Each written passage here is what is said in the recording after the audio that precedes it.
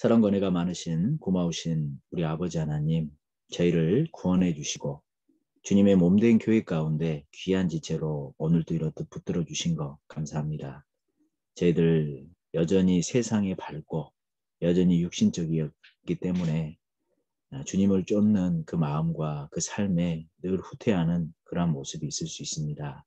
그러할 때마다 우리의 모습을 늘 주님의 말씀에 비춰보고 올곧은 마음으로 주님을 쫓다가 주님 앞에 설 수 있도록 도와주시옵소서.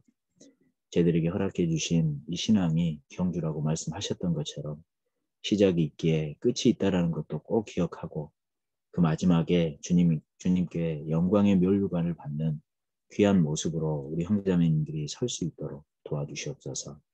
단지 이 땅의 것만 바라보는 것이 아니라 우리 주님께서 저희들에게 주실 그 내세의 소망도 저희들이 잃지 않고 남은 삶을 살아갈 수 있도록 도와주시옵소서. 어찌하든지 말씀에 더욱 창념하는 우리가 될 수 있도록 도와주시기를 간절히 기도합니다. 여기 나와 있는 귀한 우리 형제자매님들 한 분도 이뤄지지 않고 우리 주님 앞에 섰을 때 책망 받는 분 없이 모두가 영광 가운데 설 수 있도록 도와주시옵소서. 오늘 교제 모든 시종도 함께해 주시기를 간절히 기도합니다. 저희를 사랑해 주시는 고마우신 우리 주 예수님의 이름으로 감사하며 기도드렸습니다. 아멘. 네, 우리 골로새서 1장을 찾겠습니다. 골로새서 1장 9절부터 10절까지 제가 읽어드리겠습니다. 골로새서 1장 9절부터 10절입니다. 이로써 우리도 듣던 날부터 너희를 위하여 기도하기를 그치지 아니하고 구하노니 너희로 하여금 모든 신령한 지혜와 총명에 하나님의 뜻을 아는 것으로 채우게 하시고 주께 합당히 행하여 범사에 기쁘시게 하고 모든 선한 일에 열매를 맺게 하시며 하나님을 아는 것에 자라게 하시고. 네, 여기까지 읽겠습니다. 우리 골로새서 1장 9절 10절 말씀에 하나님께서 우리에게 원하시는 모습이 사실 이러한 모습이겠다 싶습니다. 먼저는 이 말씀을 통해 하나님의 뜻이 무엇인지 알아가는 게 중요하죠. 그런데 이 말씀을 통해서 하나님의 뜻을 알아가는 데서만 그치면 교만해질 수 있습니다. 이 말씀을 통해서 하나님의 뜻을 알아가는 데서 그치면 침륜에 빠질 수도 있어요. 분명히 우리가 많은 말씀을 듣고 분명히 교회 안에 있는데 왜 내 마음은 힘들죠? 내가 분명히 늘 말씀을 묵상한다 하는데 왜 내 마음은 늘 피폐하죠? 왜 나는 늘 신앙의 기복이 있죠? 왜 나는 늘 신앙의 침륜을 겪죠? 분명히 하나님의 뜻을 알아간다고는 하는데 10절 말씀에 주께 합당히 행하여 범사에 기쁘시게 하는 그러한 모습은 없을 수 있다는 겁니다. 그래서 하나님은 우리에게 원하시는 것은 말씀을 통해 하나님의 뜻을 알아가는 것뿐 아니라 그 말씀을 삶 가운데 행했을 때 그것이 힘이 되고 그것이 능력이 된다는 겁니다. 그러한 사람이 교만해지지 않고 그러한 사람이 신앙의 침륜에 빠지지 않습니다. 그러한 사람이 일부러 겸손하는 그러한 잘못된 모습에 빠지지 않아요. 실제로 하나님께서 우리에게 늘 원하시는 것은 하나님의 뜻을 알아서 그러한 뜻을 삶 가운데 행함으로 주님께 기쁨이 되고 나의 삶 가운데는 합당히 행함으로 많은 영혼들에게 영향을 미치며 살아가길 원하시는 겁니다. 우리가 꼭 기억해야 될 그러한 부분일 겁니다. 그래서 우리가 이렇게 오전마다 모여서 하나님의 말씀을 배우고 있습니다. 배우는 데서 그치는 게 아니라 사도 바울께서 그러한 삶을 살았다면 나는 어떠한 삶을 살아야 될까? 사도 바울을 도왔던 많은 동역자들의 삶이 이렇다면 나는 어떠한 삶을 살아야 될까? 우리 그리스도인들은 이 땅에 있는 것들이 전부가 아닌 것을 너무나도 잘 압니다.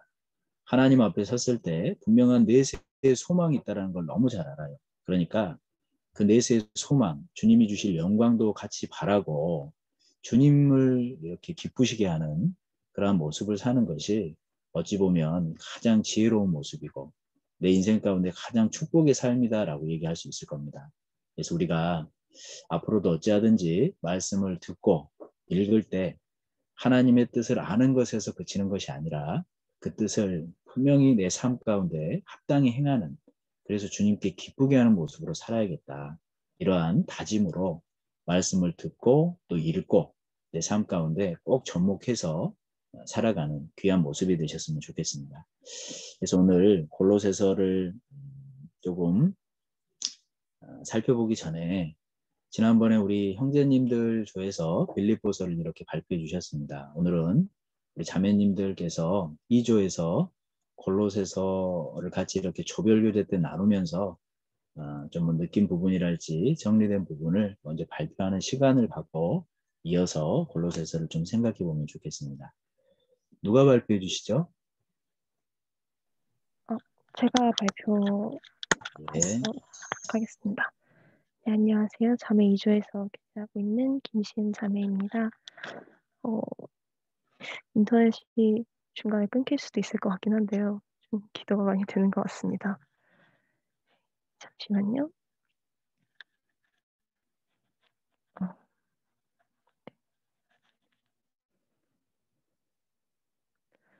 네, 그러면은 발표 시작하도록 하겠습니다. 잠시만요. 안녕하세요. 다시 이제 골로새서 발표를 맡은 자매 2조의 김시은 자매입니다. 저희는 이제 이렇게 골로새서를 좀 자매님들과 함께 조별 모임에서 그 장별로 각자 이렇게 구역을 맡아가지고 범위를 맡아서 정리를 해보았는데요. 우선은 이제 골로새서에 대해 간략하게 말씀드리면은 저자는 사도 바울이고, 그리고 이제 기록 연대를 보았을 때 바울 사도가 처음으로 이제 로마에 갔을 때인 1차 투옥 기간 중에 로마 감옥에서 기록되었다고 하십니다. 이제 여기 화면에 보시면은 이 붉은색 이렇게 동그라미 쳐진 곳이 골로새 교회의 위치인데요.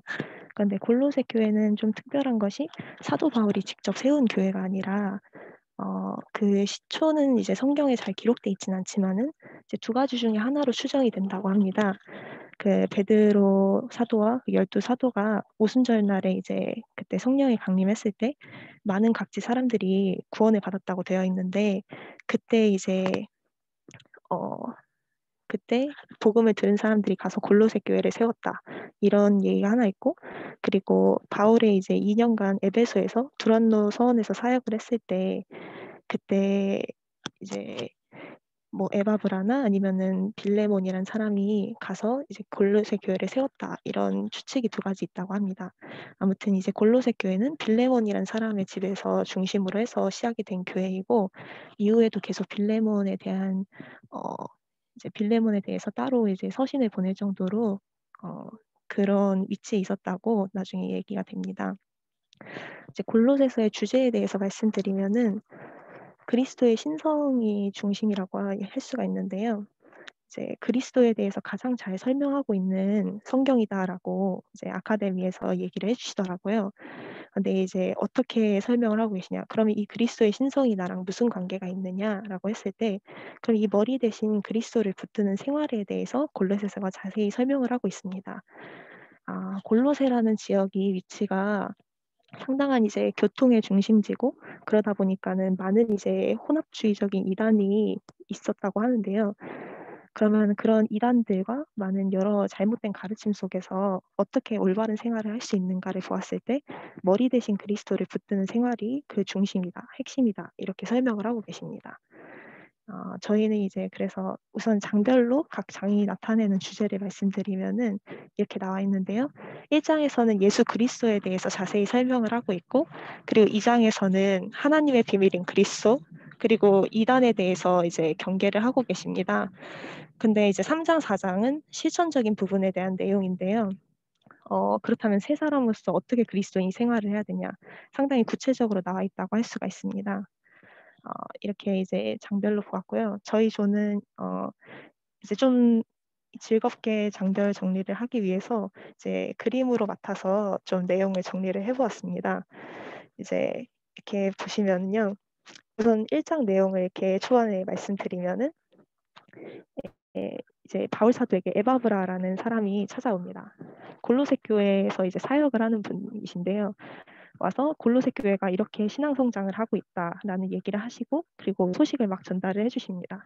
그래서 이 내용을 듣고 아 바울 사도가 감사하는 내용과 그리고 골로새 교회를 위해 기도하는 내용이 나옵니다. 그리고 이제 13절에서 23절에서는 그러면 이제 예수 그리스도에 대해서 자세하게 설명이 되는데 저희가 잘 알고 있는 구절인 흑암의 권세에서 구원을 하시고 사랑의 아들의 나라로 옮기셨다 이런 내용이 나옵니다. 여기서 그리스도를 창조주 하나님이시자 교회의 머리라고 소개를 하고 있는데요. 이제 그 다음 내용에서는 바울 사도 자신은 어떻게 소개를 하고 있느냐, 복음과 교회의 일꾼으로 소개를 하고 있습니다. 자신의 복음의 일꾼 그리고 교회의 일꾼으로 밝히면서 내가 일꾼으로서 복음을 전하는 가운데 받는 고난을 자처하고 있다 이렇게 설명을 하고 있습니다. 그리고 또 일꾼으로서 어떤 일을 하고 있느냐를 설명했을 때 각 사람을 완전한 자로 세우기 위해서 하나님의 능력을 조차 힘을 다해 수고를 하고 있다라고 설명을 하고 있습니다. 그렇다면 이 장에 대해서 이제 좀 설명을 드리려고 하는데요. 이제 그림으로도 설명을 잘 해주셨는데 바울 사도가 성도와 교회를 위해 그러면 왜 힘쓰고 있느냐 그리고 또 권면하는 내용이 등장을 하는데 이제 우선 마음의 위안을 받도록 이제 많은 환난과 그리고 많은 어려움이 있기 때문에 이제 마음의 위안을 받도록 계속해서 힘을 쓰고 있고 그리고 또 교회가 사랑 안에서 연합하여서 그리스도를 깨닫도록 하려고 한다라고 설명을 하고 있습니다. 그리고 공교한 말로 속이지 못하도록이라고도 말씀을 하고 계시는데요. 당시 이단의 가르침이 많았기 때문에 이러한 말씀을 하신 것으로 보이고 그리고 지식의 보화를 얻도록 그런데 이 지식의 보화는 바로 하나님의 비밀인 예수 그리스도라고 설명을 하고 있습니다. 그래서 이러한 내용들을 통해서 이제 골로새 교회가 잘 서가기를 바라는 내용을 설명을 하고 계십니다. 그래서 결론적으로는 일단은 세상의 초등학문이 아니라 그리스도를 쫓아라. 그 안에서 육적 몸을 벗고 영혼의 할례를 받아라. 이러한 말씀을 하고 계신데요. 근데 당시 이제 골로새 교회 안에 그럼 어떤 문제가 있었느냐를 설명해 보았을 때 이제 한 그 대표적으로 크게 네 가지 정도가 있습니다. 이제 여기서 이제 잘 설명이 되어 있는데 우선 영지주의라는 게 있었습니다. 그거는 이제 물질은 다 악해. 영은 선한 거야. 이렇게 설명을 하고 있는 건데요. 그러면은 이제 이게 왜 안 좋은 거냐? 그러면은 물질이 악하다라고 했으니까는 물질을 만드신 구약의 하나님도 악하다. 그건 낮은 신이다. 이렇게 설명을 하고 있기 때문에 그러면은 그 낮은 신으로부터 나온 그리스도를 믿는 사람들은 뭐 좋지 않은 거다. 이런 식으로 설명이 가기 때문에 옳지 않은 가르침이었습니다. 그리고 또 두 번째로는 이제 할례나 의식, 율법을 이렇게 열심히 지키는 사람들 그런 것들이 문제도 있었고 그리고 또 천사 숭배에 관련한 문제도 있었는데 천사를 직접 숭배한다기보다는 뭐 천사가 하나님이랑 교통하는 것처럼 뭐 이렇게 뭐 우리도 그렇게 섬긴다 이러한 문제였는데 이것도 옳지 않은 거였었죠. 그리고 마지막으로 이제 성경에서는 일부러 겸손함이라고 나와 있는데 금욕주의에 대해서도 설명이 나와 있습니다. 일부러 자기 몸을 막 이렇게 힘들게 만들고 어렵게 만들어서 내가 막 하나님 앞에 옳게 보인다 이런 것들이 나와 있는데 크게 이렇게 네 가지 문제점이 있었다고 보입니다. 그래서 골로새 교회에 이런 문제점들을 하나씩 지적을 하시면서 이건 옳지 않다라는 걸 자세히 설명을 하고 계십니다. 이제 이렇게 앞부분에 1장, 2장은 교리적인 내용을 설명을 하고 계시고 3장, 4장은 그러면 이 그리스도인들이 어떻게 살아야 할까요?에 대해서 구체적으로 설명하고 계신데 3장 내용에서는 이제 우선 대원칙을 설명을 하고 계십니다. 위의 것을 찾으라 설명하시는데 이게 바로 그리스도인의 핵심적인 삶의 대원칙이다라고 할 수 있습니다. 위의 것을 찾는 것이 바로 이제 그리스도인의 어, 이제 가장 큰 삶의 이제 원칙, 삶의 방향이라고 할 수가 있는데요. 그리스도인은 이제 옛 사람과 그 행위를 벗어버린 사람, 옛 사람이 죽은 사람이기 때문에 땅에 있는 사람을 죽이고 옛 사람과 그 행위를 벗어버리고라는 이렇게 말씀을 해주고 계십니다. 그림에서도 이제 옛 사람을 벗어버리고 새 사람을 입혀주시는 하나님에 대해 설명을 해주고 계신데요. 근데 반대로 벗었으면 이제 입어야 할 것도 있는 거잖아요. 그럼 뭘 입어야 할지에 대해 설명을 하시는데 우선 그리스도의 성품으로 옷을 입어야 된다. 그리고 용서와 사랑을 실천해야 되고 그리스도의 평강이 마음을 주장해야 되고 감사하는 자가 되어야 한다라고 하시면서 그리스도 중심의 삶에 대해 설명을 해주고 계십니다. 그래서 또 이제 앞부분에 그런 뿐만 아니라 그럼 가정에서 직장 생활에서는 어떻게 해야 될까요? 뭐 이제 삶의 방향은 그럼 이제 알겠습니다. 그럼 이제 삶의 뭐 가정에서 직장에서 지금 내 생활에서 밀접한 부분에서는 어떻게 해야 할까요? 라는 문제에 대해서는 이제 이렇게 설명을 해주고 계신데 우선 아내와 남편에 대해서는 복종과 사랑에 대해 설명을 해줍니다. 아내는 남편에게 복종하고 남편은 아내를 사랑하고 부모와 자녀에서는 부모는 자녀를 존중하고 자녀는 부모에게 복종을 하는 것. 종과 상전에 대해서는 종은 성실하게 죽게 하듯 하고 상전은 공평으로 하는 것. 결론은 모든 일을 죽게 하듯 하는 것이 핵심이라고 할 수가 있습니다. 이제 마지막으로 사장에 대해서 설명드리려고 하는데요. 4장에서는 기도 생활과 사회 생활을 중심으로 설명을 하고 계십니다. 기도에 항상 힘써야 되고 특별히 전도의 문을 열어주시길 기도해야 합니다. 사회생활에서도 이제 바른 언어 생활과 불신자의 관계에서 너무 시간 낭비하지 말라라고 하시는데 옆에 그림에서 이제 잘 설명해 주시는 게 기도를 항상 힘쓰고 기도에 감사함으로 깨어 있으라 이렇게 말씀을 해주고 계십니다. 이제 그 이후의 내용들은 이제 서신서기 때문에 두기고와 오네시모라는 사람을 통해서 전달이 됐으므로 그래서 이 사람들에 대한 설명도 있고 어느 서신서나 동일하듯이 이제 동역자들에 대한 소개와 문안 인사가 있습니다. 이러한 내용들을 통해서 이제 저희 자매이조는 이렇게 골로새서를 정리해 보았고 골로새서를 정리하면서 그리스도에 대해서 그리고 어떻게 살아야 할지 좀 더 깊이 생각해 볼 수 있었던 것 같습니다. 네, 이상으로 발표 마치도록 하겠습니다. 감사합니다.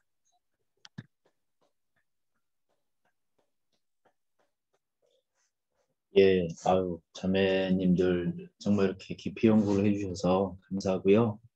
할 게 없겠는데요, 오늘. 여기서 이제 끝내면 될 것 같은데요. 골로새서가 정말 우리에게 주는 얘기 정말 많은 것 같습니다.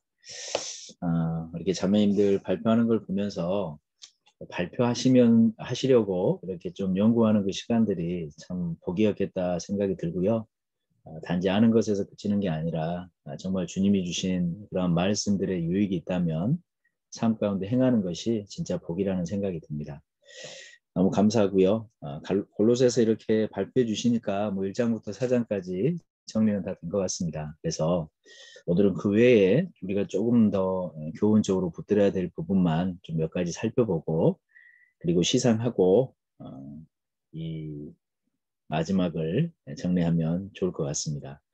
우리 골로새서 1장 아까 함께 읽으셨는데 설명해 주셨었잖아요. 아까 이렇게 자매님들이 발표하실 때 1장과 2장은 실제로 이제 그리스도의 신성에 대해서 자세히 설명을 하시는 교리적인 부분입니다. 이건 하나님이 우리에게 어떠한 분이신지 알아가는 거잖아요. 3장과 4장은 실천적인 부분이에요. 그러니까 아까 우리가 골로새서 1장 9절과 10절을 읽었는데 동일한 말씀입니다. 하나님의 서신서는 우리에게 정말 정확한 복음 그리고 예수님에 대해서 정확히 교리에 대해서 설명을 하시고 그 교리가 단지 지식이 아니잖아요. 우리 마음속에 깊이 박혀 있어서 역사하시는 실제 살아있는 말씀입니다. 살아있는 복음이거든요. 그런 복음에는 힘이 있기 때문에 그렇게 살아갈 수 있도록 원천이 된다는 거예요. 그래서 3장과 4장은 그걸 정말 안다라면 그렇게 합당히 행하며 살아라. 그 실천적인 모습을 3장과 4장에서 설명을 하고 있다는 것을 우리가 알 수 있습니다. 그래서 서두에 말씀드린 것처럼 우리가 하나님의 뜻을 아는 데서 그치는 것이 아니라 정말 하나님의 뜻을 삶 가운데 행하는 것은 더 중요한 겁니다. 그러한 모습 가운데 우리가 살아갔으면 좋겠습니다. 그래서 오늘은요, 좀 전체적인 부분과 우리가 마땅히 교훈 받아야 될 몇 가지 부분을 좀 생각을 해보면 좋을 것 같아요. 우리가 사도 바울의 이 온라인 선교 여행을 함께 하면서 서신서를 쭉 봤는데 우리 그 로마서, 또 고린도전서, 고린도후서, 갈라디아서는요. 실제로는 이 그리스도와 십자가가 무엇인지를 설명하는 서신서라고 생각을 하면 돼요. 그래서 로마서의 주제가 복음이잖아요. 그렇죠? 그리고 이 갈라디아서 주제도 역시 구원입니다. 우리가 구원을 받은 것이 율법의 행위가 아니라 예수 그리스도께서 우리의 모든 죄를 없이해 주신 그리고 다시 부활하신 그 사실을 듣고 믿음으로 된 거 아니냐. 그래서 갈라디아서는 그 구원에 대해서 우리에게 자세히 설명하고 계시죠. 고린도전서, 고린도후서는 역시 그렇게 십자가를 믿는 사람들, 그런 사람들은 십자가로 통해 하나 돼야 되고 십자가로 인해 음행을 버려야 되고 십자가로 인해 주님께 이 마음을 합해서 나아가야 될 것을 설명을 하고 계시죠. 그래서 로마서, 고린도전서, 고린도후서, 갈라디아서는 주제를 정하자면 그리스도의 십자가 이렇게 정할 수 있을 거예요. 그리고 우리가 오늘 또 지난 시간부터 배우게 된 에베소서, 그리고 빌립보서, 골로새서는 그리스도와 교회다라고 이렇게 제목을 붙이면 됩니다. 그래서 에베소서는 실제로 교회가 무엇인지 설명하시죠. 근데 빌립보서는 그러한 하나님이 원하시는 교회의 모습에서 조금 벗어나 있었어요. 분열이 돼 있었잖아요. 이 순두계 그리고 유오디아 이 두 자매님이 마음을 합하지 못했잖아요. 그런 모습 가운데 이 하나 돼야 되는 교회의 모습을 살짝 벗어나 있는 교회가 빌립보 교회였습니다. 그래서 골로새서에다가 실제로 그렇게 교회가 되기 위한 방책을 기록하고 계시는 거예요. 실제로 우리 로마서에도 마찬가지거든요. 로마서는 복음이 무엇인지 교리적인 부분을 잘 설명을 해놓으셨죠. 고린도전서, 고린도후서는 그러한 복음을 아는 사람들이 잘못된 행실을 책망하고 있는 겁니다. 그리고 갈라디아서는 그 복음에 대해서 곁길로 행하는 그러한 의식들, 그러한 잘못된 생각들을 교정하고 있는 거예요. 그러니까 쉽게 얘기하면 로마서는 교리고 고린도전서, 고린도후서는 책망이죠. 그리고 갈라디아서는 교정이다라고 생각을 하시면 됩니다. 에베소서, 빌립보서, 골로새서도 똑같아요. 에베소서는 교회가 무엇인지를 정확히 알게 해주는 책입니다. 그렇죠? 그리고 빌립보서는 그렇게 교회가 하나 돼야 되는데 그렇게 되지 못하는 모습에 대한 책망이다라고 얘기할 수 있어요. 골로새서는 그렇게 교회가 하나 돼야 되기 위해서 교정해야 되는, 실제로 해야 되는 방책에 대해서 교정을 설명하고 있다라고 생각하면 됩니다. 그리고 말씀드린 것처럼 우리가 그 데살로니가 전서, 데살로니가 후서도 배웠잖아요. 그러한 데살로니가 전서와 후서의 주제는 그리스도와 재림이잖아요. 그러니까 우리가 이 서신서를 보더라도 하나님께서 우리에게 원하시는 뜻이 너무나도 분명히 잘 드러나 있습니다. 첫째는 구원받아야 된다는 걸 설명하죠. 그리고 구원받은 사람은 주님의 몸된 교회 가운데 지체로서 함께 해야 된다는 걸 설명하시는 겁니다. 그렇게 살다가 보면 주님 오신다는 거예요. 그래서 우리 성경의 서신서의 순서 가운데도 사실 하나님이 우리 개개인에게 원하시는 깊은 뜻이 잘 담겨 있다 할 수 있어요. 그래서 오늘은 우리 교회에 대해서 계속 생각을 하고 있는데 말씀드린 것처럼 에베소서는 주님이 머리 되시는 몸이 바로 교회다라는 걸 설명하고 있죠. 그래서 에베소서를 큰 틀로 4개로 나눠보면 사실 어렵지 않아요. 예수님이 교회의 머리다. 그리고 교회는 그 머리 대신 주님의 몸이다. 그리고 우리 각각의 그리스도인들은 그 몸의 지체다. 그러니까 각각의 그리스도인들이 서로 유기적으로 연결이 돼서 하나 돼야 된다. 이게 에베소서의 대략적인 설명입니다. 그래서 우리 에베소서 1장 한번 봐보세요. 에베소서 1장에 예수님이 교회의 머리 됐다라는 것을 계속 설명하는 말씀들이 여러 군데 있지 않습니까? 에베소서 1장 22절 한번 보세요. 22절 제가 읽겠습니다. 또 만물을 그 발 아래 복종하게 하시고 그를 만물 위에 교회의 머리로 주셨느니라 이렇게 말씀하셨죠. 4장도 한번 가볼까요? 4장 15절에도 그리스도께서 머리라고 계속 말씀하십니다. 15절 오직 사랑 안에서 참된 것을 하여 범사에 그에게까지 잘 알지라 그는 머리니 곧 그리스도라 그랬죠. 5장에도 그런 말씀을 하고 계십니다. 우리 5장 23절 한번 보세요. 이는 남편이 아내의 머리됨이 그리스도께서 교회의 머리됨과 같으니 그가 친히 몸의 구주시니라 이렇게 말씀하셨잖아요. 그러니까 에베소서는 우리 예수님께서 교회의 머리다라는 것을 분명하게 밝히고 있는 겁니다. 그리고 교회는 그의 몸이다라는 걸 설명하고 있어요.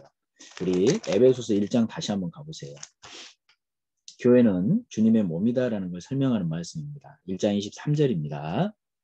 제가 읽을게요. 교회는 그의 몸이니 만물 안에서 만물을 충만케 하는 자의 충만이니라 그러셨습니다. 그러니까 주님이 머리 되시고 교회는 그의 몸입니다. 주님의 충만함을 통해서 교회가 충만해지면 교회가 하는 일은 뭐예요? 아직 주님을 알지 못하는 많은 사람들에게 그 충만을 전할 수 있다는 겁니다. 그래서 이 세상엔 많은 사람들이 구원받는 역사가 일어난다는 거예요. 그리고 4장에도 한번 가보세요. 4장 16절에도 이 말씀이 있죠. 역시 제가 읽겠습니다. 그에게서 온 몸이 각 마디를 통하여 도움을 입음으로 연락하고 상합하여 각 지체의 분량대로 역사하여 그 몸을 자라게 하며 사랑 안에서 스스로 세우느니라 그러셨습니다. 그러니까 계속해서 말씀하시는 것이 그리스도는 머리 되시고 교회는 그의 몸이다라는 것을 에베소서에서 설명을 하시죠. 그리고 우리 각각은 그 몸의 지체다라는 것을 또 설명하고 계십니다. 우리 에베소서 5장 한번 가볼까요? 5장 29절부터 30절까지 제가 읽겠습니다. 누구든지 언제든지 제 육체를 미워하지 않고 오직 양육하여 보호하기를 그리스도께서 교회를 보양함과 같이 하나니, 우리 30절은 같이 읽겠습니다. 우리는 그 몸의 지체임이니라 이렇게 말씀하셨죠. 그러니까 우리 구원받은 그리스도인은 각각은 교회의 몸된 한 지체라는 거예요. 어떤 사람은 팔이 되기도 하고 어떤 사람은 발이 되기도 하고 어떤 사람은 몸이 되기도 하고 이 몸의 일부를 얘기하는 거죠. 그렇게 해서 각각의 지체로서 몸을 이루고 있는 그 사람이 바로 나다라는 것을 분명하게 인식할 수 있다는 겁니다. 그러한 그리스도인들이 이 주님이 머리 되시고 몸된 교회의 지체라면 어떻게 해야 돼요? 서로 연결이 돼야 된다는 거예요. 유기적으로. 팔이 여기 있고 발이 여기에 있는데 팔하고 발하고 마음이 안 맞아서 서로 싸워요. 그게 몸이에요? 그거는 말이 안 되는 소리예요. 그렇죠? 그런 것처럼 정말로 주님이 머리 대신 몸된 교회의 내가 한 지체라면 같이 연결되어 있는 우리 각각의 그리스도인들과 유기적으로 연결되어서 살아야 된다라는 걸 설명하시는 겁니다. 우리 그 말씀도 한번 가볼까요? 4장 한번 가보세요. 에베소서 4장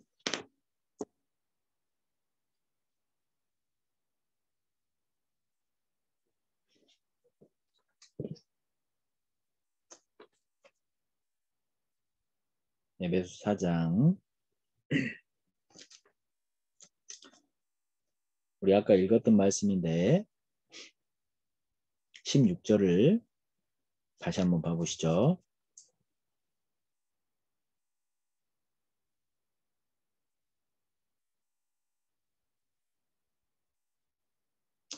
우리 16절 말씀도 다시 한번 15절부터 16절까지 같이 읽도록 하겠습니다. 오직 사랑 안에서 참된 것을 하여 범사에 그에게까지 자랄지라. 그는 머리니 곧 그리스도라.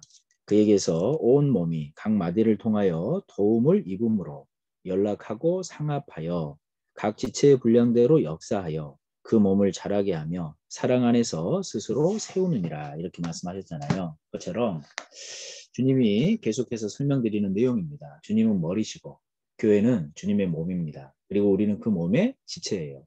그러니까 서로 연락하고 상합해서 정말 주님의 뜻을 이루어가야 되는 것을 계속 에베소서는 설명하고 계십니다. 그런데 빌립보는 실제로 그러한 하나님의 뜻에 조금 벗어난 모습이 있었죠. 그러니까 계속 설명하는 게 뭐죠? 빌립보서 한번 가보시죠. 빌립보서 1장 27절 한번 보세요. 1장 27절 오직 너희는 그리스도 복음에 합당하게 생활하라. 이는 내가 너희를 가보나 떠나 있으나 너희가 일심으로 서서 한 뜻으로 복음의 신앙을 위하여 협력하는 것과 그랬잖아요. 그러니까 이 빌립보 교회가 각각이 하나된 모습보다는 자꾸 분열되고 흩어져 있는 모습이 있었기 때문에 자꾸 계속해서 협력하라고 일심으로 한 뜻으로 그렇게 하나 되라고 계속 권고하고 있는 거예요. 2장에서도 마찬가지죠. 2장 3절 4절에도 보면 이렇게 설명하시죠. 제가 역시 읽을게요. 아무 일에든지 다툼이나 허용으로 하지 말고 오직 겸손한 마음으로 각각 자기보다 남을 잘 읽어야 돼요. 이거 낮게 여기고 이러면 안 되죠. 낮게 여기고 각각 자기 일을 돌아볼 뿐더러 또한 각각 다른 사람들의 일을 돌아보아 나의 기쁨을 충만케 하라. 이렇게 말씀하셨습니다. 그러니까 실제로 그러한 분열된 모습이 있었기 때문에 그렇게 하나 되기 위해서 서로의 고집, 정말 교만한 생각들을 버리고 낮은 마음으로 그렇게 돼야 하나 되는 거다. 같은 마음으로 품어야 하나 되는 거다. 그걸 계속 설명하고 있는 거예요. 우리 4장도 한번 봐보세요. 그래서 실질적으로 두 자매님을 거론하면서 이 말씀을 하고 있잖아요. 빌립보서 4장 2절입니다. 역시 제가 읽을게요. 내가 유오디아를 권하고 순두개를 권하노니 주 안에서 같은 마음을 품으라 그러셨습니다. 그러니까 실제로 이 빌립보 교회는 에베소서에서 설명하신 그 주님의 몸된 교회의 모습으로 온전하게 살아가지 못했던 거예요. 그러니 하나님 보시기에 얼마나 좀 속상하고 안타까웠겠어요. 예를 들면 이런 거죠. 주님이 머리 되셨고 교회는 몸입니다. 우리는 각각의 지체인데 팔은 저기 떨어져 있고 발은 저기가 있고 이렇게 몸에 지체들이 뚝뚝 떨어져서 흩어져 있었던 거예요. 어때요? 아름다워 보여요? 그냥 멀리 생각할 게 아니라 내 몸이 하나하나 뚝뚝 떨어져서 하나씩 하나씩 있었다고 생각을 해보라는 거예요. 산길을 이렇게 걸어가고 있는데 몸은 사람이 없고 팔 하나만 뚝 떨어져 있어요. 우리 그런 모습 보면 어때요? 징그럽잖아요. 그렇죠? 실제로 하나님 보시기 그래요. 정말로 하나님 보시기에 징그러운 모습이 그런 모습일 수 있어요. 몸의 지체들인데 뚝뚝 떨어져 있어요. 그것처럼 징그러운 모습이 어디 있어요. 그래서 이 빌립보 교회의 그러한 모습들을 설명하면서 그렇게 분열되고 흩어져 있는 것은 하나님이 원하시는 것이 아니다. 그걸 우리에게 교훈하시는 말씀입니다. 그리고 골로새서에다가는 그렇게 흩어져 있는 교회의 모습을 실제로 하나 되게 할 수 있는 방법이 뭐냐는 거예요. 철학이 사람들을 하나로 모을 수 있을까요? 사람들의 사상이 우리를 하나로 모을 수 있어요? 영적인 존재, 골로새서에서 말하는 천사가 실제로 우리를 하나로 모을 수 있어요? 유대의 율법들이 우리를 하나로 모을 수 있어요? 우리를 하나로 모을 수 있는 것은 예수 그리스도예요. 예수 그리스도를 붙들었을 때 우리가 하나 될 수 있다는 것을 설명하고 계시는 겁니다. 골로새서 2장 한번 가보시죠. 골로새서 2장 19절입니다. 골로새서 2장 19절 우리 이 말씀은 같이 한번 읽으시죠. 머리를 붙들지 아니하는지라 온 몸이 머리로 말미암아 마디와 힘줄로 공급함을 얻고 연합하여 하나님이 자라게 하심으로 자라느니라 이렇게 말씀하셨습니다. 그러니까 교회의 머리는 그리스도시고 정말 이 몸의 지체들이 그리스도를 딱 붙들고 있으면 교회는 하나 되는 거예요. 왜냐하면 그리스도께는 충만함이 가득하거든요. 그리스도께는 지식이 가득하거든요. 그리스도께는 권능이 가득하거든요. 그러니까 우리 개개인이 그러한 그리스도를 꽉 붙들면 몸이라는 것은 저절로 하나 됩니다. 몸은 저절로 자라나는 거예요. 우리 그 2장 10절 한번 봐보세요. 9절과 10절 9절과 10절입니다. 역시 제가 읽겠습니다. 그 안에는 신성의 모든 충만이 육체로 거하시고 너희도 그 안에서 충만하여졌으니 그는 모든 정사와 권세의 머리시라. 실제로 우리에게 능력 되시는 분이 예수 그리스도십니다. 말씀드린 것처럼 우리 개개인이 주님을 붙들었을 때 우리에게 충만함이 있는 거예요. 우리가 주님을 더욱 붙들었을 때 교회는 하나 되는 겁니다. 그렇게 교회는 주님의 뜻대로 쓰임받을 수 있다는 거예요.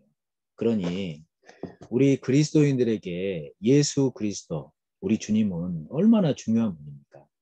그러니 성경 가운데 하나님이 우리 개개인에게 늘 얘기하시는 게 뭐예요? 그러니까 예수 그리스도를 기억하라고. 그러니까 예수 그리스도를 바라보라고. 그러니까 예수 그리스도를 깊이 생각하라고. 그랬을 때 내가 충만해지는 겁니다. 그랬을 때 교회는 하나 되는 거예요. 그랬을 때 교회는 자라나는 거예요. 그랬을 때 하나님이 원하시는 역사를 교회를 통해서 이루어 가시는 겁니다. 그러니까 실제로 성경 창세기부터 계시록까지 쭉 봐보세요. 예수 그리스도에 대해서 계속 설명하시잖아요. 우리 성경이 이렇게 두껍죠. 그렇죠? 근데 이 성경을 줄여서 딱 2절만 남긴다 그러면 어디가 남을 것 같아요? 그런 생각 해보셨어요? 성경을 줄여서 딱 2절만 남긴다. 그럼 지금 딱 떠오르는 말씀 있어요? 한번 찾아봐 봐요. 지금 딱 떠오르는 말씀. 뭐 어디든 괜찮습니다. 한번 찾아보시죠. 네. 뭐 꼭 이게 답은 아니니까요. 저는 고린도전서 15장을 찾았습니다. 고린도전서 15장 3절 4절을 찾았는데 제가 이 말씀을 읽어볼게요.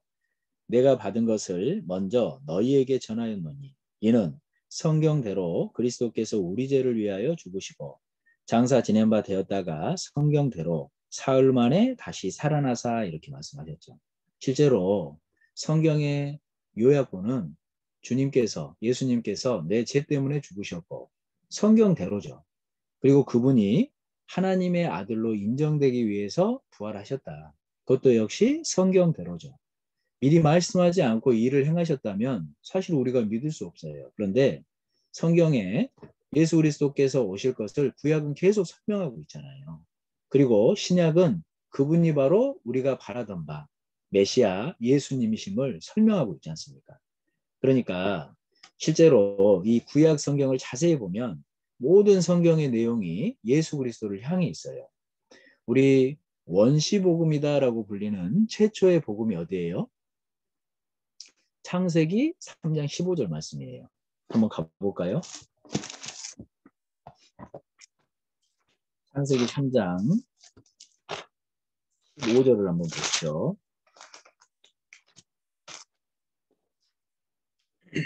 15절 말씀을 우리 찾으셨으면 같이 읽겠습니다. 내가 너로 여자와 원수가 되게 하고 너의 후손도 여자의 후손과 원수가 되게 하리니 여자의 후손은 네 머리를 상하게 할 것이요 너는 그의 발꿈치를 상하게 할 것이니라 하시고 그랬잖아요. 왜 이 말씀이 최초의 복음이 되냐? 실제로 예수 그리스도께서 오셔서 사단의 권세를 깨뜨려 주실 것을 설명을 하고 있죠. 여기 보시면 여자의 후손 누구셔요? 예수 그리스도를 설명하십니다. 그렇죠? 뱀은 사단의 그림자거든요. 그러니까 여자의 후손 예수 그리스도께서 오셔서 십자가에 달리심으로 사단의 권세를 완전히 깨뜨리십니다. 물론 지금은 공중에 사단이 권세를 잡고 있어요. 그것은 승리했다라는 걸 얘기를 하는 게 아니죠. 예수님은 이미 승리해 놓으신 싸움 가운데 우리를 두신 겁니다. 그래서 지금은 때로 내가 지는 것 같이 보일 수 있어도 최종 결과는 뭐예요? 승리예요, 승리. 그것을 이미 창세기 3장 15절부터 설명하고 계시는 거예요. 예수님은 이미 사단의 머리를 깨뜨려 놓으신 그런 세상 가운데 우리가 살아가고 있다는 것을 설명하고 있습니다. 뿐만 아니라 창세기 4장에 보면 아벨과 가인에 대한 말씀이 나오죠. 그곳에서도 우리에게 설명하는 말씀이 뭐예요? 피제사예요, 피제사. 예수 그리스도의 피를 그때부터 설명하고 있는 겁니다. 가인은 자기가 1년 동안 지은 그 농사로 청성껏 제사 드렸죠. 아벨은 양치는 자였습니다. 그 기름으로, 그 피로 하나님께 제사를 드렸어요. 아벨의 제사를 받았죠. 왜 그랬죠? 더 나은 믿음이라는 것을 하나님이 보신 거예요. 우리 히브리서 11장 가보세요. 히브리서 11장 4절입니다. 히브리서 11장 4절 역시 우리 말씀 같이 읽죠.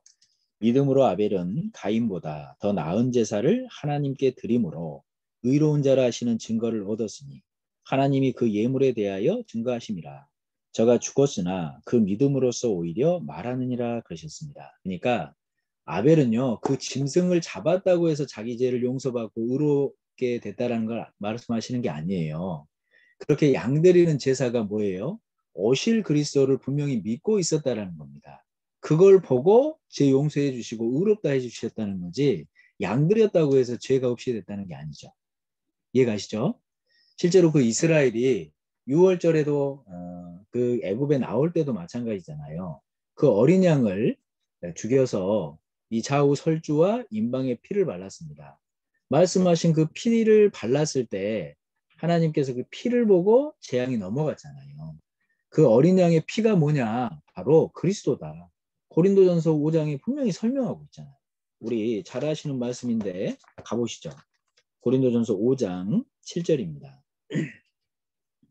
고린도전서 5장 7절. 우리 이 말씀도 같이 한번 읽어보죠. 너희는 누룩 없는 자인데 새 덩어리가 되기 위하여 묵은 누룩을 내어버리라. 우리의 유월절 양 곧 그리스도께서 희생이 되셨느니라 그러셨습니다. 그러니까 실제로 그 유월절 때 좌우 설주와 임방에 발랐던 피가 뭐냐? 나의 죄를 위해서 오실 예수 그리스도다. 그걸 설명을 하시는 거예요. 우리 이스라엘이 광야에서 하나님께서 주신 대속법이라는 것이 있었습니다. 매년마다 짐승을 잡아서 그 피로써 1년의 죄를 없이 해주신 그거 자체도 사실은 그림자고 실체는 누구예요? 예수 그리스도시잖아요. 우리 히브리서 11장 다시 한번 가보세요. 히브리서 10장이죠. 10장 1절입니다. 제가 읽을게요. 율법은 장차 오는 좋은 일의 그림자요 참 형상이 아니므로 해마다 늘 드리는 바 같은 제사로는 나오는 자들을 할 수 없느니라 그러셨습니다. 그러니까 우리 성경에 율법이라고 이렇게 표현이 되어 있는데 이 율법은 어떨 때는 성경을 말씀하시기도 하고 어떨 때는 이 십계명을 얘기할 때도 있습니다. 그리고 어떨 때는 대속법을 얘기할 때도 있어요. 그래서 이 히브리서 10장의 율법은 그 이스라엘이 광야에서 드렸던 대속법, 매년마다 그 죄를 위해서 드렸던 대속법을 얘기를 해요. 근데 그 대속법은 장차 오는 좋은 일의 그림자다라고 분명히 설명하시죠. 참 형상은 예수님이십니다. 그러니까 구약에 계속해서 오실 예수 그리스도에 대한 모형을 계속해서 설명해 주시지 않습니까? 그 외에도 레위기서는요. 온통 예수 그리스도예요. 그렇죠? 우리 1장부터 쭉 설명을 하면 뭡니까? 번제죠. 그 다음에 소제죠. 그 다음에 화목제죠. 속죄제죠. 속건제죠. 다 예수 그리스도를 설명하고 계시는 겁니다. 그래서요. 저 한번 봐보세요. 우리 성경 가운데 가장 즐겁고 우리에게 많은 유익을 주는 책이 뭔지 아세요? 레위기서예요. 레위기서. 그렇게 답답하고 재미없다라고 생각했던 레위기서가 온통 예수님의 피 얘기라고 해요. 그거를 연구하면서 봐봐요. 제가 레위기서를 쭉 공부를 하면서요. 정말 이 닭살이 돋을 정도로 1장부터 끝까지 온통 예수 그리스도입니다. 가장 예수님의 피가 가장 발려있는 책이 레위기서예요. 그걸 중심을 가지고 공부해 보세요. 그러면 기가 막혀요. 내가 알고 있는 예수 그리스도가 어떤 분인지 너무나도 감사해질 수 있습니다. 그래서 앞으로는 레위기에서 딱 멈추지 말고 레위기에서는 오직 예수 그리스도다. 그걸 중심을 가지고 계속 읽어봐요. 그러면 정말 재밌어요. 잘 안 읽혀지면 오셔요. 제가 잘 읽혀질 수 있도록 재밌게 설명드릴게요. 그래서 1장부터 예수 그리스도를 딱 중심을 가지고 한번 살펴보세요. 가장 재밌는 책이 레위기서예요. 가장 유익한 책이 레위기서입니다. 그리고 그 이후에도 이 노뱀 사건이 있잖아요. 이 이스라엘이 원망불평함으로 불뱀을 보내십니다. 그래서 물려 죽어요. 근데 모세가 하나님께 막 간구하니까 이 답을 주시잖아요. 노뱀 달아서 높이 달라고. 쳐다보면 살 거라고. 근데 어떤 사람들은 안 믿었을 겁니다. 아니 무슨 약을 발라야 낫지. 뱀 물렸는데 무슨 노뱀 높이 달아놓고 쳐다보면 어떻게 사냐. 근데 답이 있었어요. 쳐다본 즉 살더라 그랬잖아요. 그것 자체도 예수 그리스도에 대한 모형이에요. 지금도 마찬가지입니다. 예수님은 실제로 역사적인 인물입니다. 그 예수님은 신성을 가지셨던 분이에요. 그 예수님은 아무 죄가 없었던 분입니다. 그랬던 예수님이 나의 죄 때문에 십자가에 달리셨어요. 어때요? 지금도 많은 사람들이 이 복음을 듣습니다. 말이 되냐? 그래서 내 용서가 어떻게 되냐? 내 죄가. 그런데 우리는 어때요? 그 십자가를 바라본 거예요. 그리고 내 마음에 믿어진 겁니다. 실제로 말씀을 통해 내 죄를 없이 해주신 거예요. 그러한 사람이 천국 가는 거예요. 그 노뱀 사건도 역시 오실 예수 그리스도에 대한 모형으로 자세히 설명해 주시잖아요. 성경의 많은 곳에 이렇듯 구약은 오실 예수 그리스도를 자세하게 설명하고 있어요. 오죽하면 성경의 구약 가운데 초림하시는 예수님에 대한 예언만 350가지가 넘는다고 그러잖아요. 근데 그것도 하나도 빠짐없이 그 모든 것을 100% 성취해서 오신 분이 예수 그리스도십니다. 우리가 알고 있는 분이 바로 그분이에요. 얼마나 기가 막힐 노릇이에요. 그리고 신약은 바로 그분이 나의 죄를 없이 해주시기에 오셔서 2000년 전에 오신 바로 그분이다. 그분은 부활하셨다. 그래서 우리에게 그 사실을 믿음으로 천국 갈 수 있게 해주셨다. 그것이 소망이다. 그 사람은 영광까지 얻을 수 있다. 그러니 어떻게 살아야겠냐. 그것을 쭉 자세히 설명하는 것이 신약이에요. 그러니까 이 구약과 신약을 잘 비교해서 읽다 보면 얼마나 이 성경이 즐겁고 우리에게 큰 양식이 되겠습니까?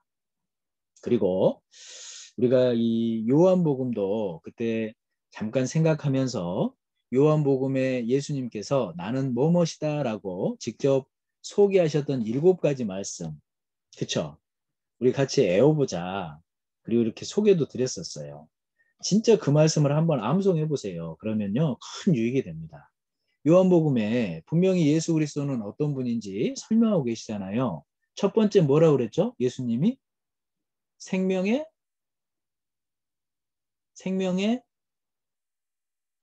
말씀? 생명의 떡이잖아요. 그렇죠? 요한복음 6장에 예수님은 생명의 떡입니다. 그 떡을 먹는 사람은 영원히 줄이지 않아요. 예수님이 주시는 물을 마시는 사람은 영원히 목마르지 않아요. 그처럼 예수님은 우리에게 생명의 떡입니다. 구원받은 사람이 이 말씀이 무슨 말씀인지 알잖아요. 그렇죠? 그 기가 막힌 거 아니에요? 내가 예수님을 먹음으로 어때요? 영원히 살게 됐다고. 이 구원받지 못한 사람은요, 우리한테 식인종이냐 그럴 거예요. 그렇게 얘기하면. 그렇지 않겠어요? 그죠? 근데 우리는 구원받았기 때문에 그 뜻이 무엇인지 압니다. 그리고 예수님은 요한복음 8장에 뭐라고 그랬죠? 두 번째로 세상의 빛이다 그러셨잖아요. 우리 그래도 오전에 성경 공부를 그동안 했는데 이 정도는 좀 외워놓읍시다. 정확히 말씀을 암송하진 않아도 예수님이 뭐뭇이다라는 그 7가지는 외워놔야죠. 그렇죠? 요한복음 8장에 나는 세상의 빛이다 그러셨어요. 그러니까 우리가 흑암 가운데 태어났는데 죄인으로 태어났는데 예수님이라는 참빛을 발견함으로 구원받은 거잖아요. 진짜 예수님은 세상의 빛이시잖아요. 세 번째, 요한복음 10장에 나는 뭐라 그랬죠? 양의 문이다 그러셨잖아요. 그러니까 그 문을 통해서만 구원을 얻을 수 있어요. 다른 데로 넘어 들어오는 도는 자는 뭐라 그랬어요? 강도요. 절도다 그랬잖아요. 그렇죠? 그러니까 예수님은 문이십니다. 그 문을 들어와서 구원을 받고 예수님을 들어가고 나오면서 꼴도 얻는 거예요. 양식도 얻는다라고 말씀하신 겁니다. 그리고 또 이 요한복음 10장에 또 뭐라고 말씀하셨어요? 네 번째로 나는 선한 목자다 그랬잖아요. 그렇죠? 뭐만 물어보면 왜 자꾸 고개를 숙여요? 나는 선한 목자다 그렇게 네 번째로 얘기하셨어요. 그렇죠? 다섯 번째로 요한복음 11장에 뭐라고 얘기하셨어요? 우리 요한복음 11장이 나사로가 살은 얘기가 나오는 장이잖아요. 그렇죠? 우리가 이제 대학생인데 이 정도는 알아야죠. 그래서 그 나사로를 살리기 전에 예수님이 뭐라고 말씀하셨습니까? 나는 부활이요 생명이니 나를 믿는 자는 죽어도 살겠고 무릇 살아서 나를 믿는 자는 영원히 죽지 아니하리니 그것을 네가 믿느냐? 형제자매님들 믿습니까? 믿다 마다요. 그러니까 예수님을 생각하면 눈물이 나는 겁니다. 그러니까 예수님을 생각하면 나도 그래도 예수님을 위해 살고 싶다는 다짐이 되는 거예요. 나는 언제든지 죽음을 건너가도 예수님 앞에 설 겁니다. 영원한 천국에 살 거예요. 얼마나 기가 막힌 소망이에요. 그리고 여섯 번째로 뭐라고 말씀하셨어요? 14장 말씀이죠. 그렇죠? 나는 부활이요 생명이다라고도 말씀하셨고 내가 곧 길이요 진리요 생명이니 나로 말미암지 않고는 아버지께로 올 자가 없느니라 그러셨습니다. 그죠? 그리고 일곱 번째로 나는 포도나무요 그러셨잖아요. 그러니까 구원 받았다라면 주님의 포도나무에 딱 붙어 있어야 되는 거예요. 그래야 시절을 좇아서 과실을 맺는 거예요. 그 사람이 자라난다라는 거예요. 그래서 요한복음에도 예수님이 어떠한 분이신지 이렇듯 자세하게 설명하고 계시잖아요. 그렇죠? 그리고 또 우리가 이 고린도전서 배우면서도요. 고린도 전서에도 예수님이 어떠한 분인지 정말 많은 말씀들이 있다라고 설명을 드렸거든요. 기억하세요? 저를 막 이렇게 막 큰 눈으로 쳐다보시면서 언제 그런 얘기 하셨어요? 이러시면 안 돼요. 분명히 했어요. 그쵸? 우리 고린도전서 1장 한번 가볼까요? 괜찮습니다. 성경은요. 단시간에 배울 수 있는 책은 아니에요. 계속 반복하고 동일한 얘기를 들으면서 내 마음에 심기는 거예요. 자책하지 마요. 나는 들은 적이 없는데 언제 했다는 걸까? 자책하실까 봐 그러는 겁니다. 네. 우리 고린도전서 1장에 보면 12가지가 있어요. 12가지가 자세히 살펴보면 제가 한번 불러드릴 테니까 다시 한번 좀 복습해보고 기억해 보세요. 먼저 고린도전서 1장 23절에 보면 십자가에 못 박히신 예수님. 두 번째로 고린도전서 1장 24절과 26절에 보면 부르시는 예수님. 그리고 고린도전서 1장 3절 그리고 데살로니가전서 1장 1절에도 은혜와 평강을 주시는 분이 예수님이다. 이걸 설명하시죠. 그리고 고린도전서 1장 9절 말씀 잘 아시죠? 너희를 불러 교제케 하시는 이는 미쁘시다 하시면서 우리와 더불어 교제하시는 분이 예수님이다. 이거 설명하셨잖아요. 그래서 교제해 주시는 예수님이에요. 그러니까 정말 내 마음이 어렵고 내 마음이 슬프고 여러 가지 어려운 선택의 순간 때마다 예수님을 묵상하셔야 돼요. 예수님이라면 이럴 때 어떤 결정을 하셨을까? 지금 예수님이 나의 마음을 보시면 어떠한 말씀을 해주실까? 진정으로 나와 교제하기를 원하시는 거예요. 정말 어려운 일이 있을 때 예수님은 팽개쳐 듣고 내 생각을 쫓으면 큰일 나는 겁니다. 그럴 때일수록 정말 나와 교제해 주기를 원하시는 예수님. 그래서 더 예수님 안으로 들어가려고 해야 돼요. 더 예수님께 답을 얻으려고 해야 되는 거예요. 교제해 주시는 예수님입니다. 그리고 우리에게 지혜도 주시는 예수님이시죠. 우리 그 야고보서 1장 5절 6절에 분명히 위에서 내려오는 지혜다라고 말씀하시면서 설명하시는 부분들이 있잖아요. 그래서 예수님은 우리에게 지혜를 주십니다. 그리고 우리에게 이 거룩함과 의와 구속이 되어 주신다 하시면서 고린도전서 1장 30절에 말씀하시죠. 그리고 우리가 이렇게 하나 될 수 있는 비결, 아까도 설명드렸던 것처럼 예수님을 붙들었을 때 하나가 된다. 하나가 될 수 있다라고 설명했잖아요. 그렇죠? 그래서 우리를 하나 되게 하시는 분이 예수님이다. 그걸 설명하시는 거예요. 고린도전서 1장 13절 봐보세요. 이 말씀은 중요하니까 우리가 한번 찾아봅시다. 고린도전서 1장 13절입니다. 12절부터 제가 13절까지 읽을게요. 이는 다름 아니라 너희가 각각 이르되 나는 바울에게 나는 아볼로에게 나는 게바에게 나는 그리스도에게 속한 자라 하는 것이니 그리스도께서 어찌 나뉘었느냐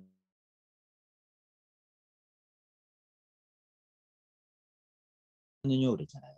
그리스도께서 어찌 나뉘었냐. 예수 그리스도는 한 분이십니다.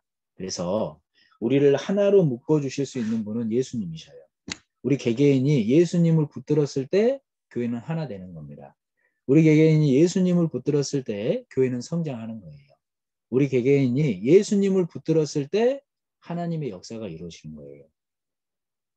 그리고 고린도전서 1장 1절과 1장 17절에 보면 일꾼을 보내시는 예수님에 대한 모습도 나와요.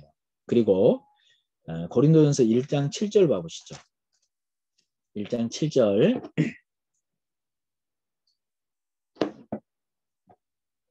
고린도전서 1장 7절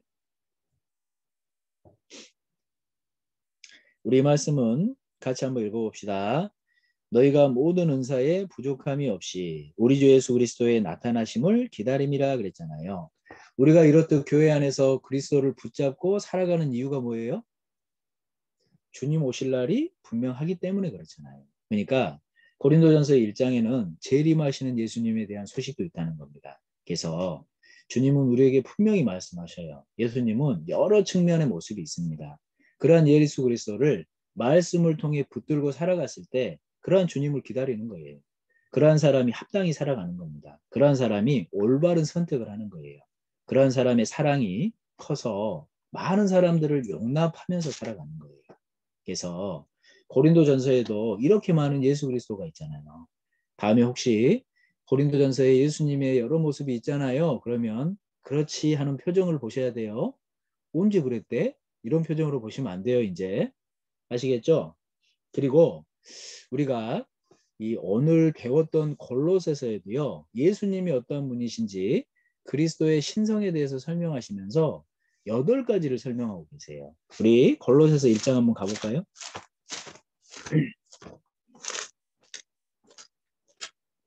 골로새서 1장에 보면 우리 하나씩 봐봅시다. 골로새서 1장에 보면 먼저는 우리 13절 한번 봐보세요. 13절 14절을 제가 읽겠습니다.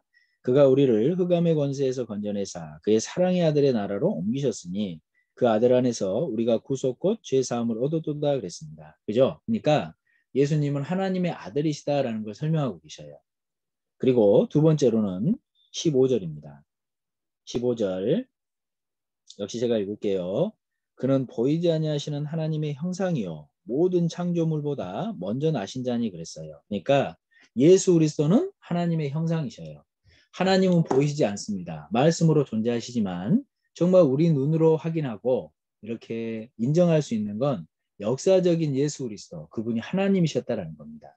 그러니까 고린도후서 4장 4절에도 예수 그리스도는 하나님의 본체시다라고 설명하시죠. 히브리서에도 예수가 하나님의 본체시다라고 계속해서 설명하십니다. 실제로 요한복음에도 예수님이 그러시잖아요. 어찌하여 아버지를 보이라 하느냐. 나를 본 자는 아버지를 보았다. 이렇게 말씀하시지 않습니까? 그래서 예수님이 하나님 본체셨다는 거예요. 그리고 모든 창조물보다 먼저 나신 자다 이렇게 설명하시잖아요. 그 여호와의 정의는 이 말씀을 가지고요. 그러니까 예수님도 피조물이다 이렇게 얘기를 해요. 이 말씀은 그 얘기를 하는 게 아니에요. 하나님의 선제성, 하나님의 우선권, 그걸 얘기하시는 것이지 예수님이 하나님이 만드신 피조물 중에 가장 먼저 만들어진 존재다. 이걸 얘기하는 게 아닙니다. 우리 잠언 8장을 자세히 봐보면요. 하나님이 창조하실 때 그 곁에서 함께 기뻐했다 하시는 분이 예수님이셔요. 그리고 스스로 창조주라고 소개하고 계세요. 우리 이 말씀 잡아놓고요. 잠언 가봅시다. 이런 말씀들을 오해하면 안 됩니다. 잠언 8장 잠언 8장 30절 말씀 봐보세요. 계속해서 하나님이 창조하실 때 그 곁에 있었다. 내가 거기 있었다. 계속 설명하면서 30절에 이렇게 말씀하시죠. 내가 그 곁에 있어서 창조자가 되어 날마다 그 기뻐하신 바가 되었으며 항상 그 앞에서 즐거워하였으며 그랬습니다. 그러니까 실제로 우리에게 이해하기 어렵기 때문에 삼위일체에 대해서 설명을 하시면서 그 역사를 얘기하시지만 예수 그리스도는 분명 하나님이셨다라는 것을 설명하고 있는 거예요. 그러니까 먼저 나셨다라는 것은 피조물 중에 1번이다. 그 얘기를 하는 게 아닙니다. 이해가시죠? 그리고 16절에 보면 만물이 그에게 창조되되 그랬잖아요. 그처럼 하나님은 창조주셔요. 예수님은 창조주시다라는 것을 설명하고 있습니다. 그리고 17절입니다. 또한 그가 만물보다 먼저 계시고 만물이 그 안에 함께 섰느니라 그랬잖아요. 그러니까 지금도 그 만물을 붙드시는 분이 예수님이시다라고 설명을 하시는 겁니다. 이 만물을 어떻게 붙드셔요? 말씀으로 붙들고 계셔요. 히브리서에 분명히 설명하시죠. 우리는 정말 감사해야 돼요. 만약에 이 중력, 만유인류의 법칙 이런 많은 것들을 우리가 배우잖아요. 이러한 중력이 우리의 모든 것을 붙들고 있다 이렇게 얘기하는데 그 중력은 누가 만들어요? 저절로 만들어져요? 아니에요. 하나님께서 말씀으로 붙들고 있는 거예요. 만약에 정말 이러한 중력이라는 것을 하나님이 역사하게 하지 않았다면 우리는 이 물 마시는 거 있잖아요. 이것도 놓고 못 마셔요. 맨날 이 물컵 잡으러 다녀야 돼요. 물 마시고 싶으면. 그렇지 않겠어요? 마우스 이렇게 놓고 쓸 수 있어요? 늘 이거 마우스 찾으러 다녀야 된다니까요. 그런 것처럼 실제로 우리가 살아갈 수 있도록 모든 만물을 창조하실 뿐 아니라 지금도 붙드시는 분은 하나님이시고 예수님이셔요. 그러니까 우리가 얼마나 감사하게 생각해야 될 분입니까? 안 그래요? 정말 마음에 상처가 생기고 어려움이 생기면 우리는요, 그런 분을 떠나버려요. 그게 진짜 어리석은 거예요. 그리고 18절에 그는 몸인 교회의 머리다. 그가 근본이다. 죽은 자들 가운데서 먼저 나신 자다. 그리고 만물의 으뜸이다. 이렇게 계속 말씀하고 계십니다. 그래서 우리가 이 골로새서에도 예수님이 어떠한 신성을 가지고 계시는지 분명하게 설명하고 계시잖아요. 그렇죠? 그래서 우리 성경의 모든 곳이 결국은 정말 중요한 핵심, 그렇게 머리를 붙들려고 하는데 그러한 머리 대신 예수 그리스도가 어떤 분인지, 우리에게 어떠한 영향을 주시는 분인지 자세하게 설명하고 있다는 거예요. 그러니까 말씀을 통해서 그러한 예수 그리스도를 계속 알아가는 것이 그 머리를 붙드는 겁니다. 이해가시죠?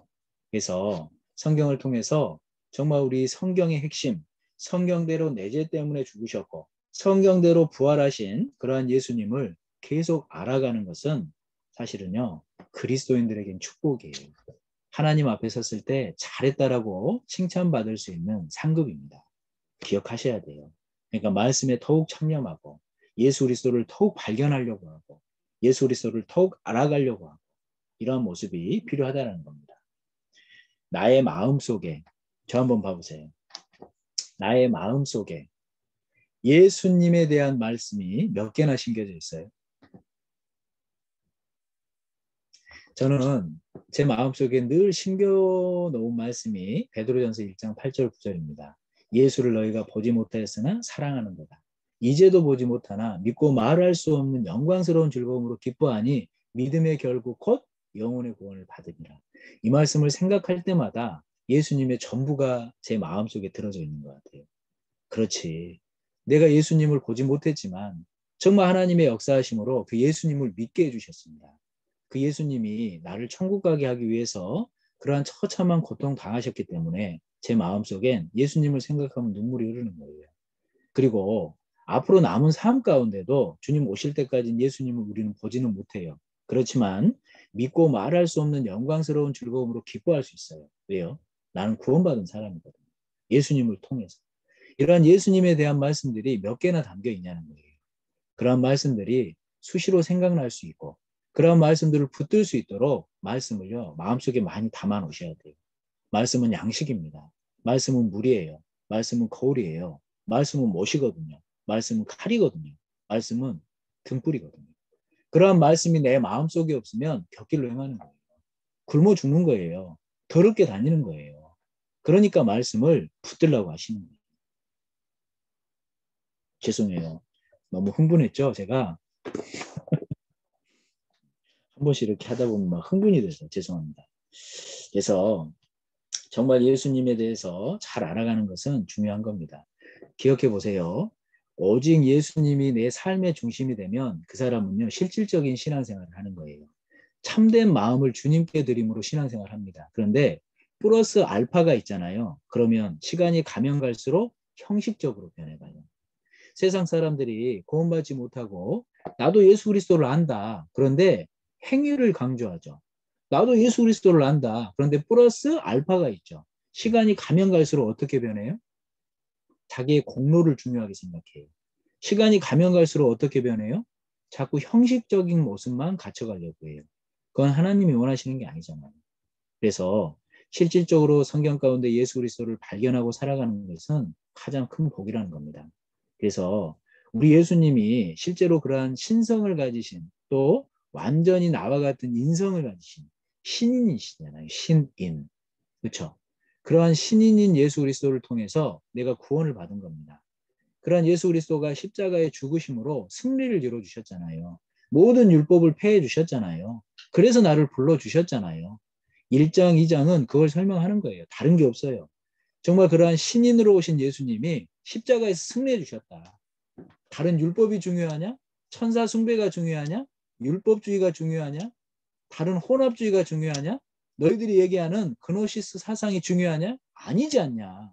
오직 예수 그리스도밖에 없지 않냐? 이게 1장, 2장 설명인 거예요. 그리고 3장과 4장은 그렇게 머리를 붙드는 그리스도, 그러한 교회의 모습을 통해서 우리가 어떻게 살아야 되냐, 목적과 방향을 어디에 둬야 되냐, 너희들의 사회생활은 어때야 되냐, 가정생활은 어때야 되냐, 교회생활은 어떻게 해야 되냐, 그리고 기도생활은 어떻게 해야 되겠냐. 정말 그것이 내 마음속에 믿어졌다면 어떻게 해야겠냐. 계속 나에게 질문을 던집니다. 계속 실천하라고 말씀하시는 거예요. 그래서 골로새서를 계속 읽다 보면요, 정말 예수님이 나에게 어떠한 분인지 깨닫게 되고, 그런 깨달음이 계속 내 마음에 커지면 그 사람의 마음은 넓어지는 겁니다. 그 사람은 사랑이 커져가는 거예요. 그 사람이 교회의 한 일원으로서 주님께 정말 쓰임받아 갈 수 있다는 겁니다. 그래서 다른 게 없어요. 형제자매님들 기억하셔요.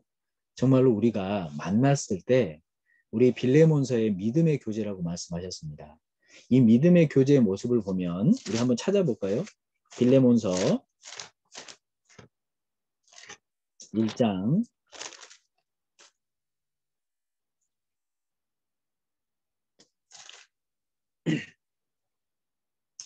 4절부터 7절까지 제가 읽겠습니다. 내가 항상 내 하나님께 감사하고 기도할 때 너를 말함은 주 예수와 및 모든 성도에 대한 네 사랑과 믿음이 있음을 들음이니 이로써 내 믿음의 교제가 우리 가운데 있는 선을 알게 하고 그리스도께 미치도록 역사하느니라. 형제여, 성도들의 마음이 너로 말미암아 평안함을 얻었으니 내가 너의 사랑으로 많은 기쁨과 위로를 얻었노라 그랬습니다. 우리 이 빌레몬서 1장 4절부터 7절까지 보면 이 대구 구조로 되어 있는데요. 쉽게 얘기하면 이겁니다. 너희들이 예수님을 형제 자매들에 대해서 사랑이 있어야 된다. 이걸 얘기하는 거예요. 그 사람이 믿음의 교제를 할 수 있다. 이걸 얘기하는 겁니다. 그래서 실제로 우리는 예수님을 믿음으로 그 사랑이 무엇인지 깨달았어요. 그 사랑을 근거로 형제 자매들과 믿음의 교제를 할 수 있는 사람들이라는 겁니다. 그래서 우리가 모였을 때 어떤 교제를 해야 돼요? 예수님에 대해서 얘기를 해야 돼요. 우리가 모였을 때 어떤 얘기를 해야 돼요? 예수님의 사랑이 무엇인지 그러한 얘기들을 한번 하려고 해보세요. 그런 사람이 실제로 유익을 얻어요. 오늘 우리 말씀을 통해서도요, 성경에 나타난 예수 그리스도를 생각만 해도 내 마음에 기쁨이 되지 않던가요? 도대체 예수님이 어떤 분이길래 예수만 생각해도 내 마음에 이렇게 평안이 흐를까요? 어떤 분이시길래 우리 예수님만 기억한다고 하면 내 마음에 이렇게 기쁨이 흘러넘치냐고요. 우리 형제자매들이 모인 자리에서 그러한 예수님에 대한 믿음의 교제를 한번 해보십시오. 복음에 대해서 어떻게 살지 교제를 해보셔요. 그러한 삶이 사실은 선한 영향력으로 교회에 미치고 선한 영향력으로 형제자매들에게 믿음이 세워지는 귀한 일꾼이 된다는 겁니다. 그게 믿음의 교제예요. 그거는 예수님을 내가 계속 배워가야 할 수 있는 교제예요. 그거는 내가 그러한 예수님을 머리 대심을 붙들고 실천적인 삶을 살았을 때 가능한 교제예요. 절대 저절로 되는 게 아닙니다. 그래서 오늘 우리 골로새서와 빌레몬서 죄송해요. 빌레몬서는 배웠다고 말하기가 죄송스럽네요. 이 말씀을 좀 붙들고 골로새서에 나타난 예수님, 또 그러한 예수님을 알아가고 실천적인 삶을 살아가는 사람이 믿음의 교제를 하기를 원하시는 하나님의 마음을 우리가 꼭 기억했으면 좋겠습니다. 그래서 이렇게 해서 이 골로새서는 아까 우리 자매님들이 발표를 너무 잘해 주셔서요. 뭐 얘기할 게 없어요. 대신 중요한 건 이건 것 같아요. 우리가 이건 좀 필기를 해보세요. 우리가 성경을 배워가고 신앙생활을 해가는 목적을 분명히 해야 돼요. 첫 번째로는요, 예수님의 신성과 인성을 말씀을 통해서 계속 배워가야 됩니다. 예수님의 신성과 인성이에요. 두 번째로는 예수님의 사역과 생애를 계속 배워가야 돼요. 예수님의 사역과 생애입니다. 그래서 우리 A부터 Z까지 외워보자. 그랬죠? 또 봐. 이게 또 처음 듣는 얘기처럼. 그러시면 안 돼요. A부터 Z까지 쭉 한번 외워보셔요. 엔젤, 수태고지부터 Z, 지온, 이 재림이잖아요. 쭉 한번 하면요. 예수님의 생애가 쫙 그려져요. 얼마나 복이에요. 이렇게 예수님의 생애와 사역을 그렇게 A부터 Z까지 늘 한번 외워보셔요. 잘 때요. 유튜브 보지 말고요. 그거 암송하면서 잡아요. 화장실 갈 때 핸드폰 들고 가지 말고 A부터 Z까지 그거 한번 해봐요. 얼마나 도움이 돼요. 그래서 예수님의 사역과 생애에 대해서 성경을 통해서 늘 배우셔요. 그리고 세 번째로는 예수님의 그리스도 되심과 주 되심. 그러니까 예수님은 나를 구원해 주셨을 뿐 아니라 주님이 되어 주신 거예요. 천국 가는 것에서만 만족할 게 아니라요. 예수님이 나의 주 되셨습니다. 그럼 나는 주님의 종이에요.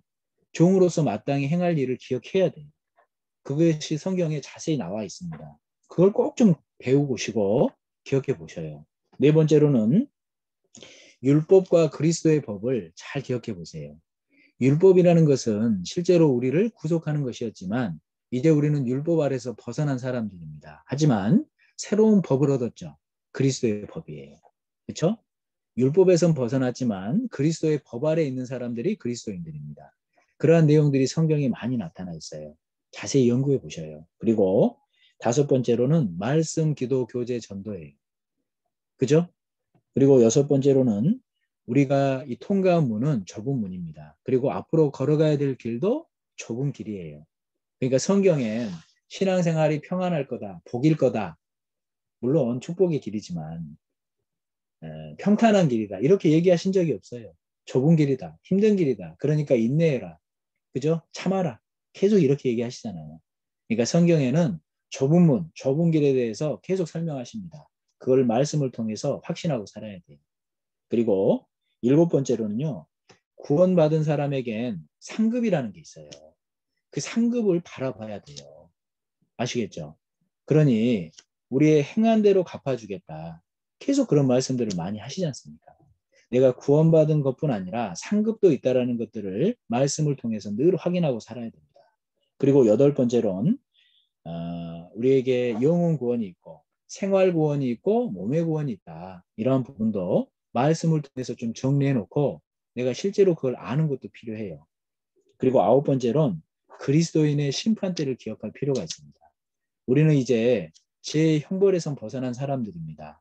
하지만 주님 앞에 섰을 때 또 다른 심판대, 베마 심판대가 있죠. 그리스도인의 심판대입니다. 그러한 심판대 앞에 선다라는 걸 잊으면 안 돼요. 그 말씀이 어디에 있어요? 그리스도의 심판대 앞에 서리라는 말씀이 또 고개 숙인다. 또 고린도후서 5장에 있잖아요. 그렇죠? 그 말씀을 꼭 기억하셔야 됩니다. 그리고 마지막으로 금세의 삶도 있지만 내세의 삶도 있다는 걸 꼭 기억하셔야 돼요. 우리가 이 땅을 살아가죠. 그러니까 내세의 삶만 바라고 이 땅은 마음대로 살아도 됩니까? 안 돼요.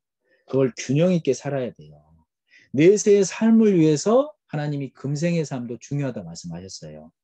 금생의 삶만 바라고 내세의 삶을 버리면 그건 어리석다 얘기했습니다. 그러니까 내세의 삶을 바라는 사람은 금생의 삶도 소중하게 생각해요.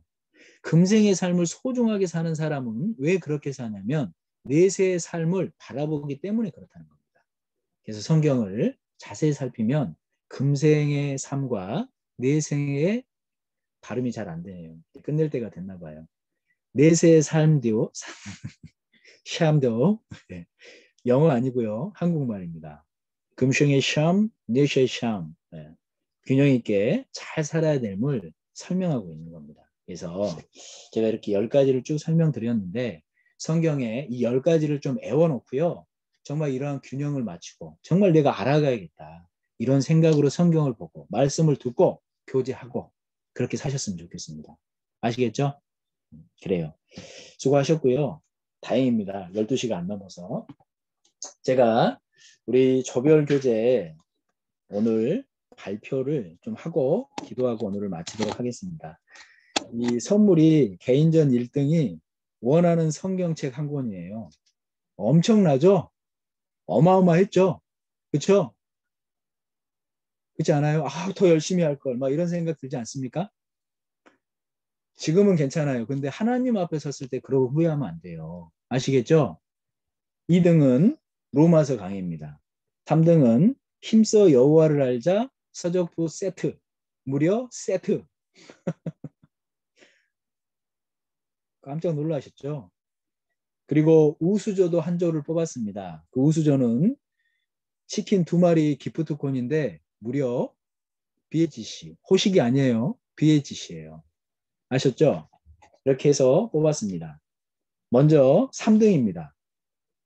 두구두구두구 안 해주시나요? 우리 음소거 해제하고 두구두구 합시다. 음소거 해제 한번 해봐. 두구두구두구두구 1등. 3등. 3등. 자매 1조의 우리 최지민 자매님. 우와. 힘써 여호와를 알자 서적부 세트를 드리도록 하겠습니다. 다음 2등입니다. 두구두구두구두구두구두구 형제 사조의 노석현 형제님. 와, 오늘 안 오셨는가요? 선물은 로마서 강해입니다. 대망의 1등을 발표하기 전에 우수조부터 발표하도록 하겠습니다. 우수조 자매 3조.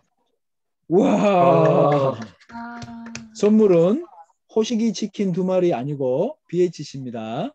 BHC 치킨 2마리 기프트콘을 드리도록 하겠습니다. 자, 이제 대망의 1등입니다. 두구두구두구두구두구두구두구두구 1등은 우리 형제 2조의 박창현 형제님입니다.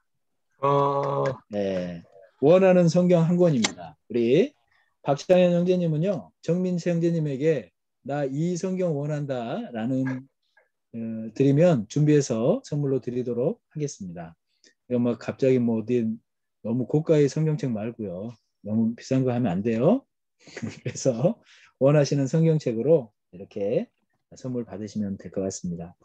우리가 2달이라는 시간 함께 말씀 앞에 모였습니다. 이 시간을 기억하고요. 꼭 앞으로도 정말 주님의 말씀 앞에 내가 위로를 얻고 유익을 얻고 힘을 얻어서 주님 앞에 섰을 때 오늘 이렇게 상이 이런 거였으면 좀 더 열심히 해볼 걸 이런 생각했던 것처럼 주님 앞에 섰을 때 진짜 잃으면 안 돼요. 그 상을 바라고 앞으로 신앙생활을 더욱 열심히 해 나갔으면 좋겠습니다. 아시겠죠? 기가 막히네요. 딱 12시예요. 네. 역시 마지막만 잘 맞추면 마치 모든 시간을 잘 맞춰갔던 것처럼 생각이 드는 것 같습니다. 수고하셨습니다. 우리 기도하고 마치도록 하겠습니다. 기도드리겠습니다. 사랑과 은혜가 많으신 고마우신 주님, 저희들에게 이렇게 귀한 말씀 허락해 주시고 양육해 주시는 거 감사합니다. 무엇보다 귀한 교회를 주셨습니다. 머리 대신 우리 그리스도를 붙들므로 저희들이 함께 자라날 수 있도록, 그래서 주님이 원하시는 그 역사에 함께 동참하다가 주님 앞에 설 수 있도록 도와주시옵소서. 여기 귀한 우리 형제자매님들 한자리에 모여 있습니다. 더욱 축복해 주시고 주님의 복음의 일꾼으로 더욱 귀하게 사용해 주시옵소서. 남은 삶 말씀이 우리에게 양식이요 칼이요 검이요 물이요 또한 모심을 기억하고 더욱 말씀에 창념하는 귀한 모습으로 살아갈 수 있도록 도와주시옵소서. 함께해 주신 모든 시간 감사드립니다. 저희를 사랑하시는 주 예수님의 이름으로 감사하며 기도드렸습니다. 아멘. 수고하셨습니다.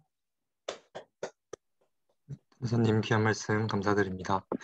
네, 저희 약 2달간 함께 선교여행 시간으로 달려왔는데 개강 전까지 유익한 교제를 나누는 시간이 되었던 것 같습니다. 네, 그리고 수상하신 분들도 혹시 서적은 이미 갖고 계신 분은 다른 서적으로 또 말씀해 주시면 네, 감사하겠습니다. 네, 마지막 모임이어서 같이 사진 하나 찍고 네, 마치면 너무 좋을 것 같습니다. 가능하면 사진을 좀, 사진이래요. 이거 화면을 좀 다 켜보셔요. 네.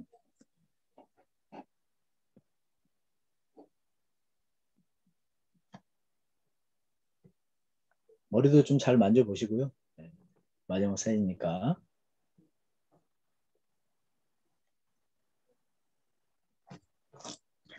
제가 그 포즈 하나만 좀 이렇게 추천할게요. 이렇게 우리가 말씀을 앞으로 더 사모하자라는 마음으로 말씀을 이렇게 안고 말씀을 안고 이렇게 해야 돼요. 이렇게 사랑하겠다는 마음으로 이렇게 눈을 감고 이렇게. 네, 제가 찍도록 하겠습니다. 네, 준비해 주시고요. 하나, 둘, 셋. 네, 찍었습니다. 네, 감사드립니다. 정말 수고 많으셨고요. 주님 안에서 사랑합니다. 막 사랑하는 마음이 예수님을 감사합니다. 육성해서 그런가 막 많이 생기네요. 네, 수고 많으셨습니다. 점심 식사 맛있게 하세요. 수고하셨어요.